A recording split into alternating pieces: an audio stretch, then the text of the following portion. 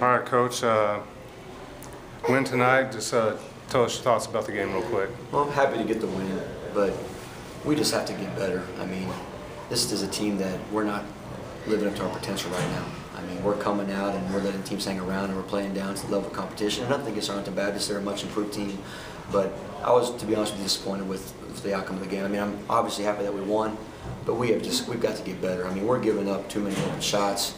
We're letting teams come in here and, you know, coming from the last 2 years where we were the national defensive champion, we're used to a certain brand and style of basketball, and we're just not playing that yet. And so our approach has got to get different, and we've got to come in and we've got to take a little bit more serious approach, and we've got to start translating stuff. And we've talked about this from practice to the game, or we're not going to improve, and we're going to find ourselves in a hole.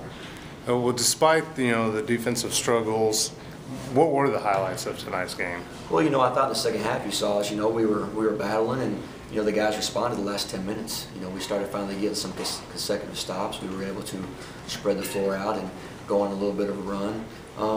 I wish I could tell you a lot of highlights, Damien, but really, you know, this is a game where we should have dominated a number of areas, and we didn't. You know, I look at rebounding and shooting percentages, and you know, points in the paint, and we gave up way too many easy things tonight. And so, you know, I guess what we take away from this is that we were able to play, you know, a different way with 4 guards, and we were able to pull away there at the end. But we're about to go into the toughest D2 conference in the country. And I got 10 new guys right now that are trying to understand that. I don't think they fully understand it. We're going into a great teams arena, Angelo State, on Wednesday. And if we play like this, we'll get beat 20. And so we have got to come in with more inspiration, and I'm hoping the guys will be ready come Monday when we go over the game plan. Okay, last question. Can you just really touch up on what you guys are going to prepare for with Angelo coming up? Sunday will be our off day, and you know the coaches have done a good job of already starting to break down film, and you know we're going to have to come in and really just get ready for a great Angelo State team. I've seen them play on film. Coach Cantrell's seen them play in person, and they're a much improved team. They have a lot of weapons. They can really score, and we're going to have to defensively play a lot better than we've been playing. And then offensively, we are going to have to run our stuff like we have in practice. You know, we're coming out and we're going 2 or 3 passes and we're shooting the ball.